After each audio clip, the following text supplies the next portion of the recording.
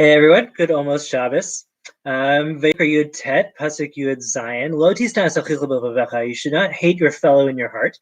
Rather, hocheach tochich tamitecha lo tisla alav ched. You should rebuke them if they're doing something wrong. If you've got something you need to say, you should say it out loud. And then the next pasuk, Yud Chet, Lo tikom v'lo titor es b'nei amecha. Do not take vengeance. Do not bear a grudge against the fellows of your people. But hafta l'reacha kamocha, and you should love your fellow as yourself. Ani Adonai, for I am Hashem your God. And so Abarbanel just tries to make sense of the various elements in the two psukim, and he reads them as a kind of forming a kind of argument. The second pasuk justifies the first, and comes up with just an extraordinarily, stunningly beautiful, delightful image. So he says, "Hine asa katuv ta'ana l'chayev."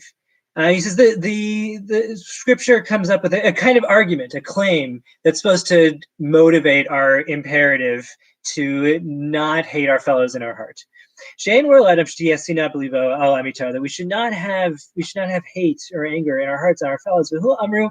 And this is what it says: Lo tikam v'lo titores b'nei amecha v'ahavta l'reacha kamocha. You look at the conjunction of the two imperatives. Do not take vengeance, do not bear a grudge, do not be spiteful to one's fellow, and positively one should love them as you do yourself. Ratza Lomar, he says this is an argument. Heich efshar shebelev ha'adam shehu makom katon v'tzar mod. How is it possible? It's not conceivable that in the heart of a single person, which is a tiny place, makom katon v'tzar, it's small and narrow.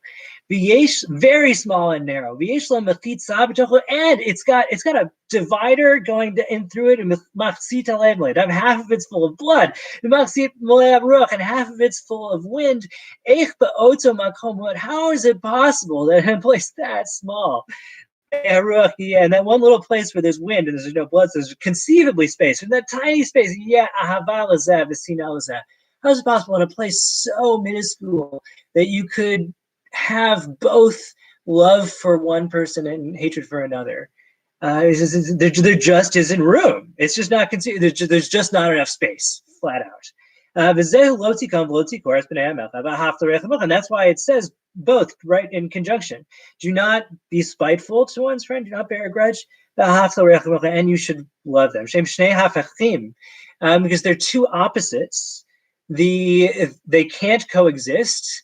And the heart is not large enough for them both to share the space. They can't be. So then, if that's true, then if we are to love our fellow, which turns out to be the fundamental imperative, we have an obligation to love, then we, just as preparatory work, need to clear space in our hearts and get rid of spitefulness and grudge bearing. And so, I really think it's natural to feel the temptation that as long as I'm doing the positive work of love, I'm treating people well, and the people that need my love are getting it.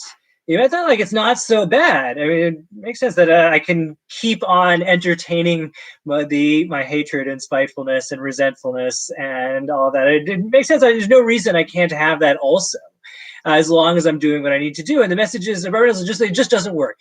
If you're going to be a loving person, you need to obliterate, right? You just completely get rid of the hatred and spitefulness. But then he notes this is not a simple thing, and maybe even not quite a human thing. Maybe it's humanly possible, but humans are surely not the model for it. Rather, he says the final component in the pasuk is the justification. It's because I am Hashem, and you should be like me. To be divine, he says, is to be simple. I am utterly, categorically simple and uncomplicated. I'm not possessing of multiple and conflicting attributes. God forbid. Because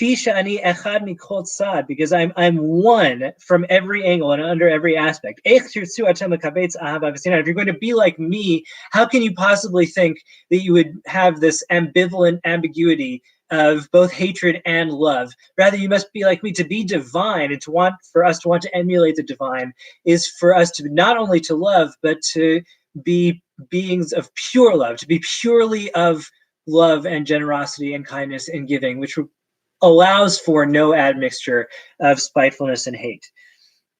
And so we have to obliterate it. And then he adds, he quotes the philosophers. Hatred and love and hatred are not like a positive thing in its lack. It's not as if hatred is just the lack of love, or that love is just the lack of hatred. They're rather two positive, substantial things in conflict. He says kachom v'kor, like heat and cold. I'm not sure that quite works out in terms of the physics, but the point is that it's possible, he says, for there to be a neutral place. You could, in theory, be just like lukewarm or just perfect room temperature, and it'd be neither hate nor love. And so you might have thought that, look, all I need to do is just avoid the negative. As long as I'm not being spiteful, I'm not holding grudges, and I'm not taking revenge, then I'd be okay. He says, and